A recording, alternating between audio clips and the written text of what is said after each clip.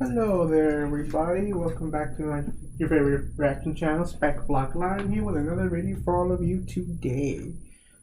Now, it's one of those short videos. I like to do a whole bunch of varieties. This one is called, from the channel Casually Explain, another one, Magnets. It's not really much I can add. All I can say is, magnets are interesting, the way they work, how they do, when you're a kid, they're fun. In your fridge, if you ever had some magnets, it's kind of fun to stick them around or just play with magnets. See them push them further apart when you put two magnets together.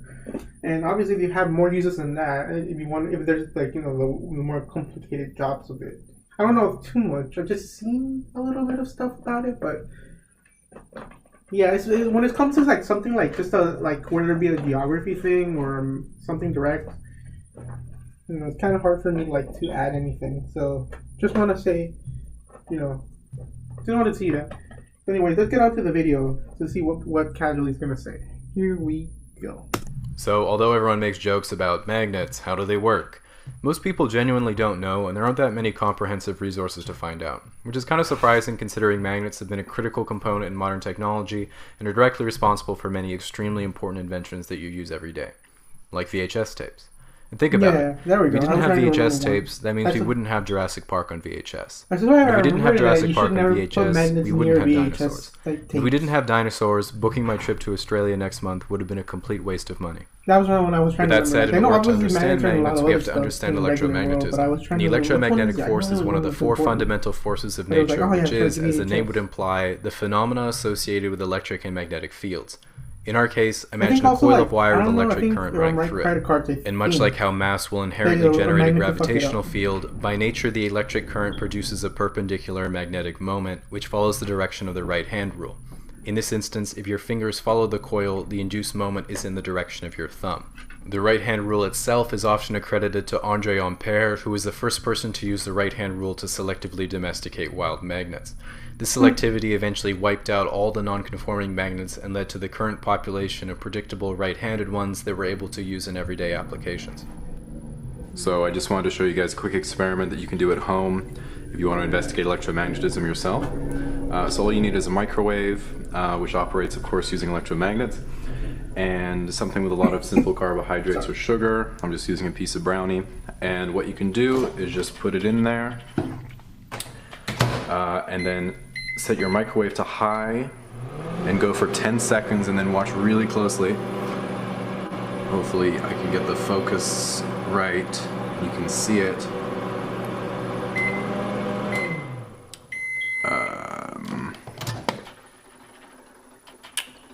Okay. Oh yeah, that's really good.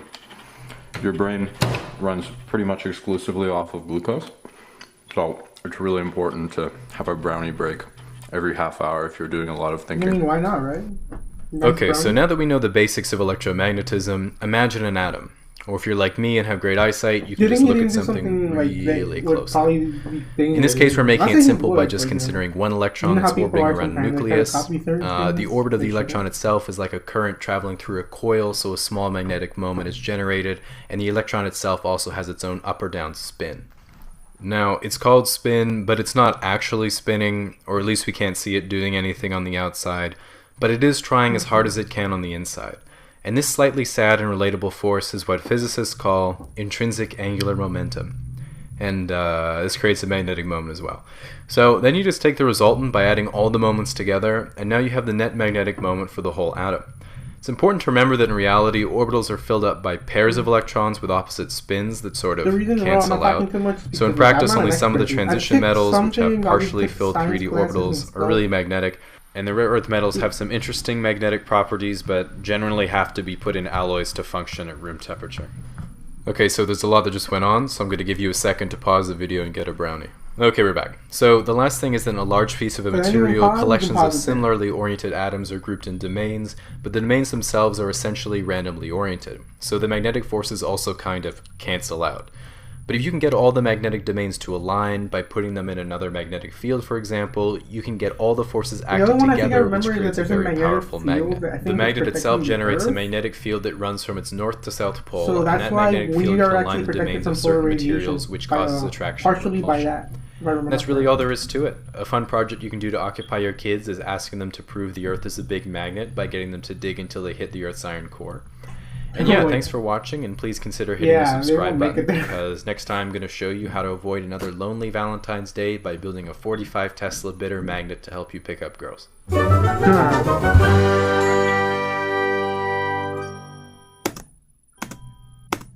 that was a good video, interesting, I liked it. You know, it's not much I can really add. Like I said, it's literally, like, when it's just a topic that's literally facts, or something, you know, factually real, or something that exists. It's not really much I can add because it's not a story, but it's still interesting. I liked it. It's a short little explanation of magnets, and if anyone else interested out there, go check it out. You know, obviously go check out his channel, check out this video, and many others. They're all interesting. I like them. You know, obviously you want to check more magnet stuff, go check it out. You want to experiment, make sure everybody's safe. Obviously, you know, take care of yourself. I like magnets too. They're fun. They're interesting. So like I said, not much I can add. Short video. It was interesting. It was fun. So like, comment, subscribe, hit that bell notification button so you can get notified, and I'll try to add more. Like obviously I'll add the links to the channel in the video below, and and also obviously I'll try to add other social media, so you know, see how I can work it out. So you know, thanks for checking out the video, or like, you know, hopefully you guys have a good fun day, and hey, have fun with magnets. Just be careful. Take care.